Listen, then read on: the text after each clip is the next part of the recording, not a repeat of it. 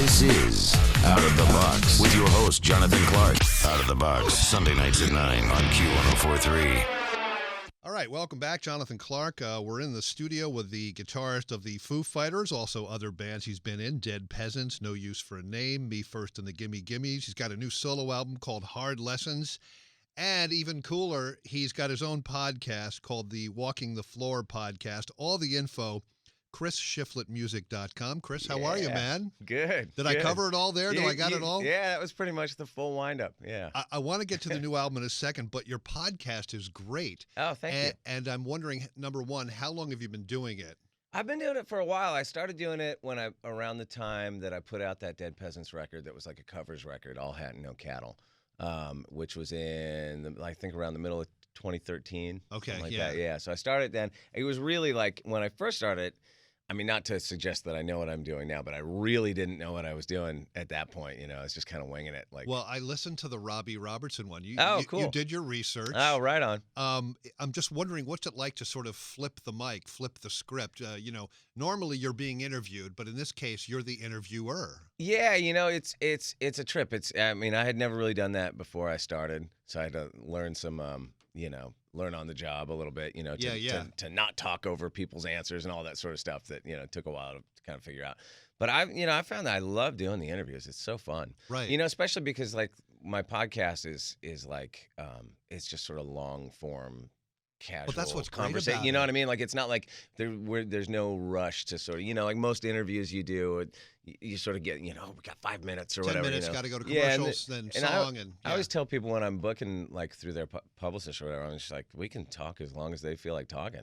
Right, If they want to talk for half an hour, cool. If they want to talk for an hour and a half, that's cool too. In the Robbie Robertson podcast, you talk about this famous Fender Telecaster. Oh yeah.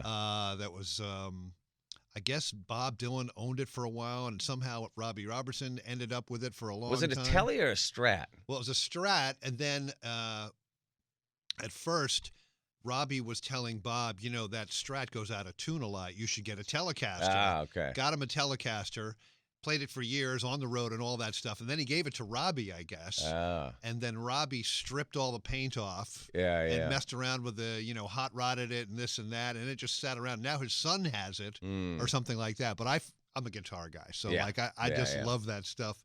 And it would seem that in all of your travels with your solo projects and with the Foo Fighters, you have a great opportunity to meet some pretty good people, right? For the podcast, right? Yeah.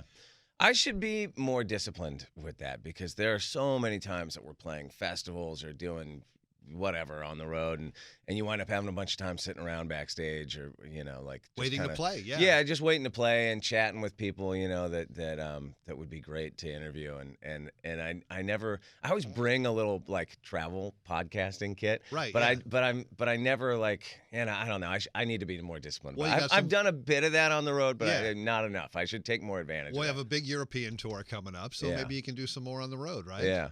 I keep, I've been asking Pat for years to sit down with me and Pat Smear, be on my podcast. So maybe one of these days we'll sit around backstage and I'll get him to tell some germ stories. Exactly, yeah, that type of thing. It's funny, LA punk scene. I know when you interview people, you never know, if they're gonna like, especially if it's somebody that's had a really long career, you never know if they're gonna want to be, nostalgic and talk about the old times and all that stuff. Right.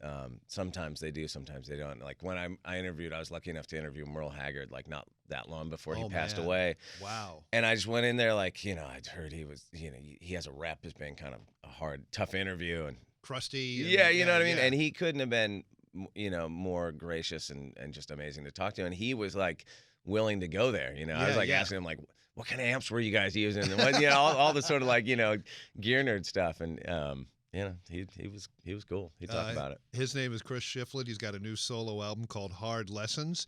And this new album, you recorded at RCA Studios in Nashville with Dave Cobb producing, who you've worked with before. Yeah. Is that a legendary studio, RCA Studio A in Nashville? It is, yeah. And you kind of have to, I feel like you have to put that out of your mind when you're in there working. Yeah, Chet Atkins or something? Yeah, well, it's in what was the RCA building, like the Chet Atkins when he was like running the president. RCA. Yeah, producing records, and he produced a lot of records down there. And there's, like classic Dolly Parton records, all kind, Waylon Jennings, Elvis, like everybody recorded there. Yeah. But and it's a beautiful studio, and it's in the hands of a guy that really knows how to use it and respects the history of it, you know, with Dave Cobb.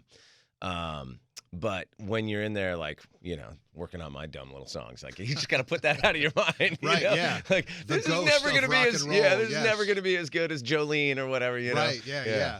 And, you know, when I was reading about that, I nerd out on stuff like this. I was reminded of Sonic Highways when you guys visited a lot of really amazing studios. Yeah. And on this album, the guitars are loud, which is great. But this new music of yours, I didn't call it this, but other people have called it alt-country Americana. Right. Does that sound like it works or no? Yeah, sure. I mean, to me, it's like, you know, this album, maybe even more so than my last album, West Coast Town. This one is I feel like just kind of a mishmash of all the stuff that I love. You know, it's like equal parts Replacements and Buck Owens and the Stones and whatever. It's like all that stuff kind of rolled up into one. There's an instrument I love on this album, the pedal steel guitar. Love the pedal steel. Now, can you play this instrument from another universe or no? I own a pedal steel. Yeah. And there have been a few times over the past few years where I've sat down with like my instructional DVD and like tried to figure it out a little bit.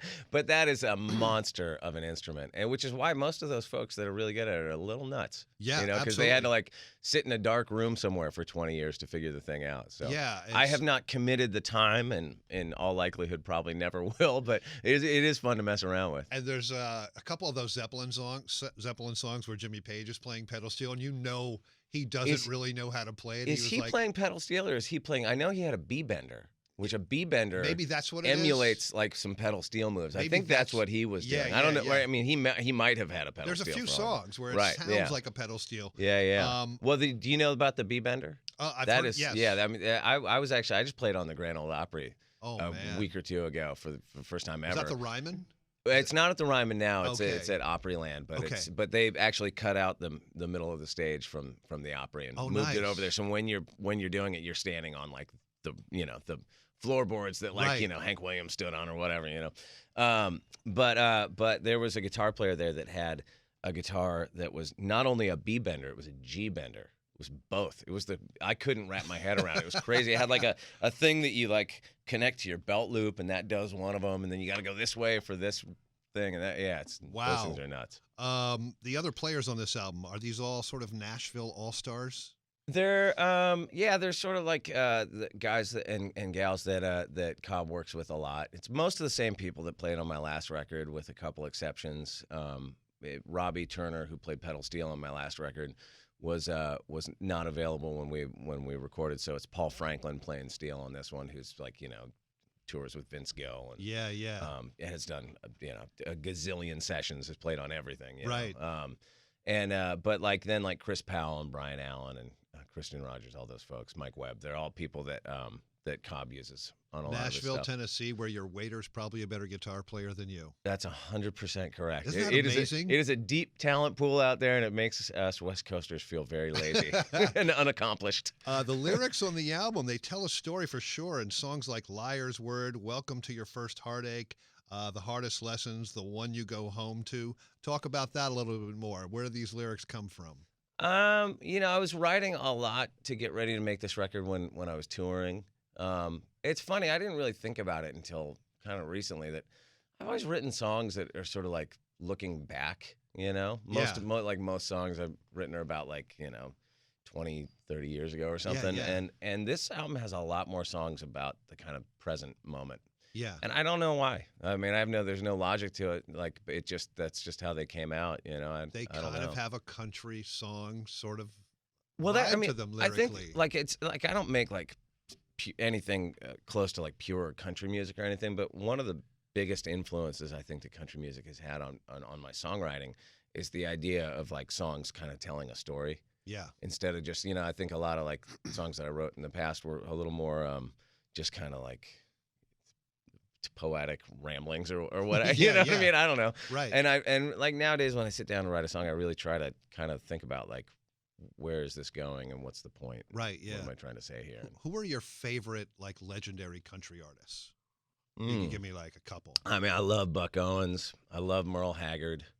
George Jones, or? I love George Jones. Yeah. I love Wynn Stewart.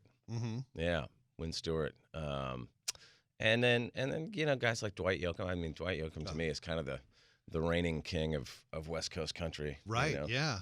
How about a song from the new album? We have the D'Angelico guitar that we've taken off the wall that Brian May signed. That's right. I'm going to really try not to wipe Brian May's signature off of this. Now, it's only been played once before, and it was Fat Bottom Girls played by Brian May. So why you got to put the pressure on me, bro? Jesus, you're doing exactly what I said not to do. Well, so tell us the name of the song, tell us what it's about, and intro it, and then play it for us. All right, this is a song called "Welcome to Your First Heartache." And I wrote it. I wrote it in, I guess around the end of 2017 or beginning of 2018. My son, I have 3 boys, and my oldest son had his first experience with like a teenage romance. Oh no! And so I was writing it really from the point of view I was sort of assuming that he was going to get his heart broken, and I'd be like dad coming in to console him. Right. The funny thing I learned is that kids don't want your dating advice at all. I tried. Breaking news. I know. Yeah, it's go figure. All right. Well, let's hear it. All right. This one's called "Welcome to Your First Heartache."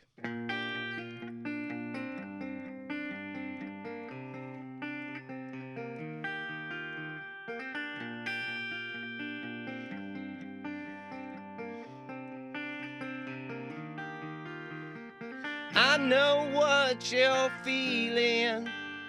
You're hurting and proud. Don't want no one seeing your tears hit the ground. So welcome to your first heartache. Welcome to your first broken vow. Shakes you like an earthquake.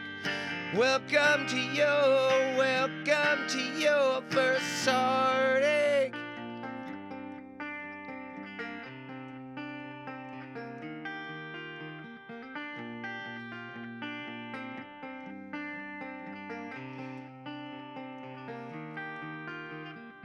I've been where you're standing, and let me tell you, son, that it gets so much better.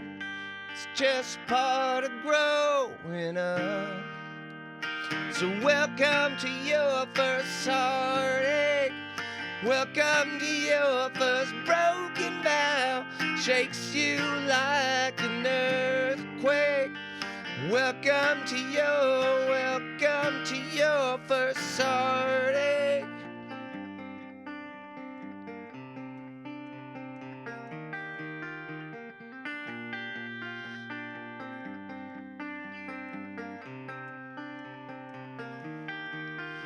It ain't the end of your world, and she ain't the last girl.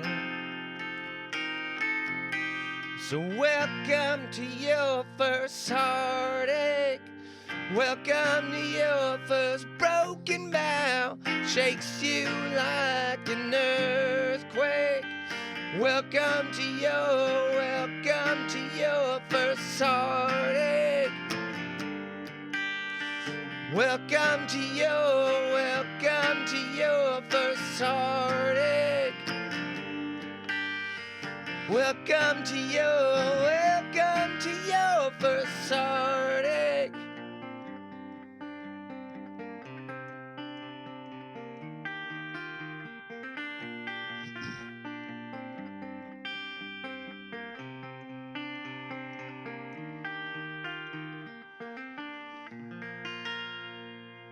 There he is, Chris Shiflett playing live here on Q104.3's Out of the Box. I disagree with you. I think all dads should play those for those teenage sons when the girl drops them, dumps them for the first time. That's a good one. I wish my dad wrote me a song like that. Well, it is as it turned out, my son was the heartbreaker. Oh, okay. So no character building this time. I know. But maybe next time. I got 2 more coming up behind him that, that song could apply to.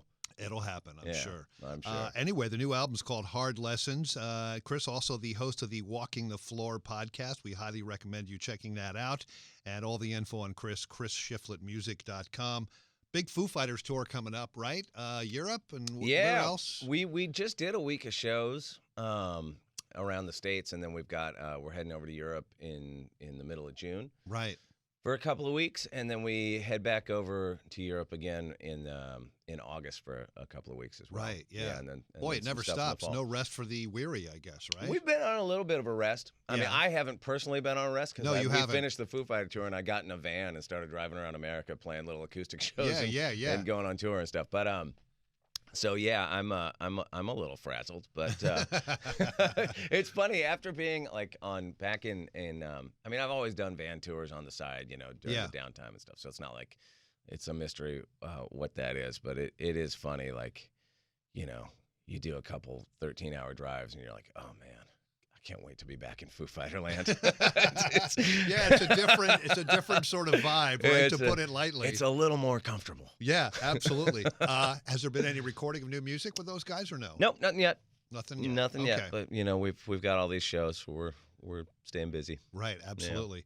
Yeah. His name is Chris Shiflett. Everyone go out and get the new album, Hard Lessons, and all the info at ChrisShiflettMusic.com. Check out the podcast that Chris hosts called Walking the Floor. You got like 200 episodes? How many you got on there? It's a lot. It's like over 140 now. Yeah. When I first started doing it, it was really kind of intermittent, and then at a certain point, I started being really, got a lot more disciplined about it. For a while there, I did it for like a year every week. Right. And that was a little too much. That was a little like full-time podcasting. So then I knocked it back to I like how you do it because you have all your podcasts on a website.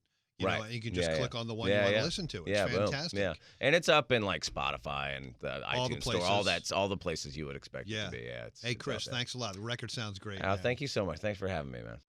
This is Out of the Box with your host, Jonathan Clark. Out of the Box, Sunday nights at 9 on Q104.3.